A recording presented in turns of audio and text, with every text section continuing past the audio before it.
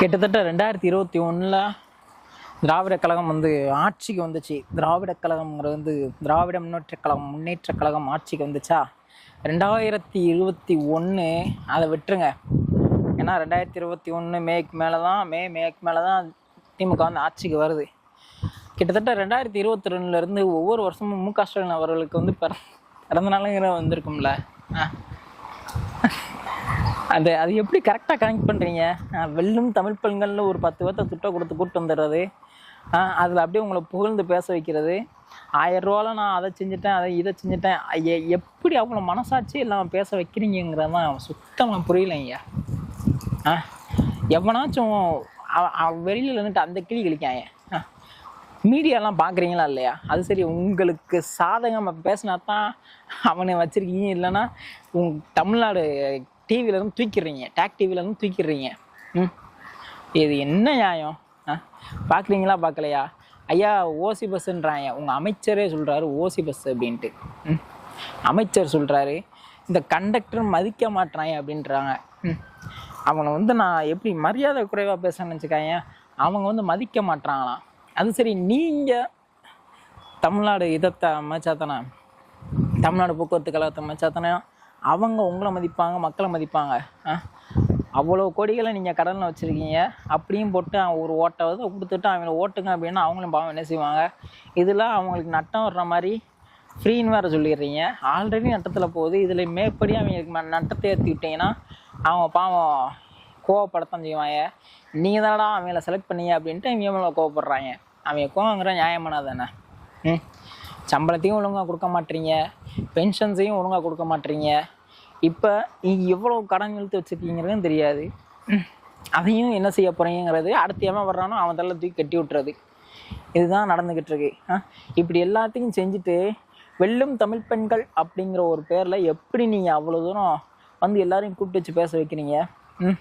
திடீர்னு இவர் பிறந்த நாள் வந்துருச்சு, அதை தொடர்ந்து இந்த மீட்டிங்கை வச்சு இவங்க புகழ்ந்து தள்ளுறாங்க. இதில் இந்த புதுசாக சேர்ந்திருக்க அந்த கைக்கூலி வேற, கூலி கிட்னி திருட்டு கூலி யாரு? அந்த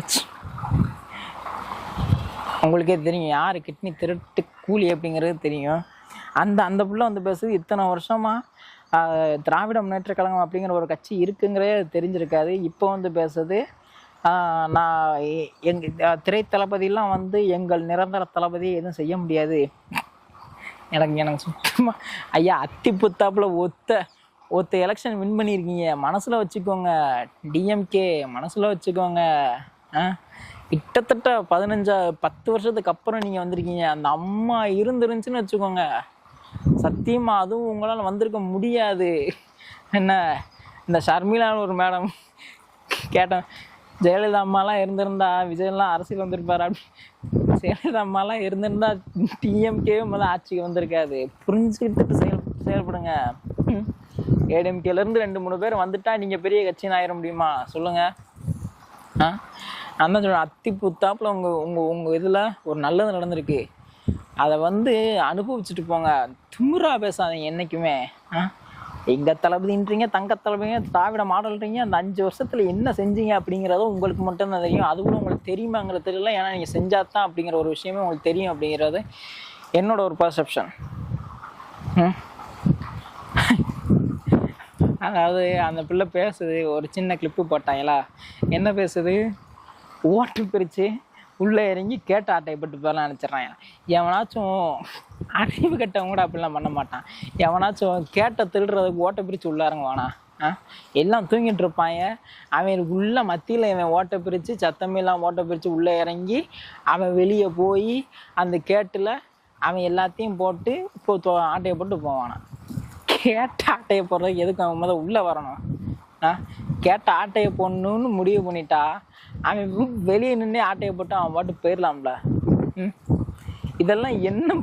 இதில் யார் தற்கொலைங்கிறத நீங்கள் தான் இல்லை இன்ஃப்ளூயன்ஸ் மீட் பண்ணி இன்ஸ்டாகிராம் இன்ஃப்ளூயன்சஸ் நீங்கள் மீட் பண்ணி எங்களுக்கு ஆதரவு கொடுங்கன்னு 50 வருஷ பார்ட்டி நீங்கள் அவங்கள்ட்ட கெஞ்சினீங்களே. இதுதான் உங்கள் திராவிட மாடலா?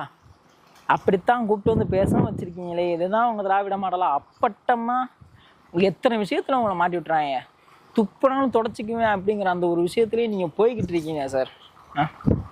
என்னத்த திராவிட மாடல் சொல்லுங்கள்.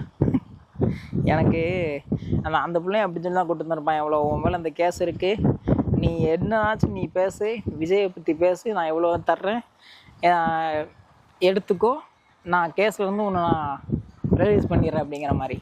நம்ம இர்ஃபானுக்கு வந்து டிசிஎம் உதவி பண்ண மாதிரி என்னத்தையோ சுட்டை கொடுத்து எல்லாத்தையும் விலைக்கு வாங்கிடலாம் அப்படிங்கிற அந்த முடிவில் இருக்கீங்க. பார்ப்போம் என்ன நடக்குது அப்படிங்கிறத.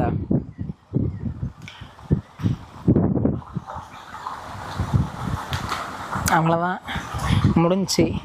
இனி அடுத்து நீங்கள் வருவீங்களோ மாட்டீங்களோ, என்னத்தை இருந்து பார்ப்போம் என்ன செய்கிறீங்க அப்படின்றத. ஏப்ரல் மாதம் அடுத்த மாதம் லாஸ்ட்டில் எப்படி எலெக்ஷன் வந்துடும். அவ்வளோதான். நீ எத்தனை மீட்டிங் போடு, எத்தனை பேர்த்த வச்சு பேசு, எத்தனை பேர்த்த வச்சு நீ பரப்புரை பண்ண, ஒன்றும் ஆக போகிற கிடையாது அப்படிங்கிற சொல்லிட்டு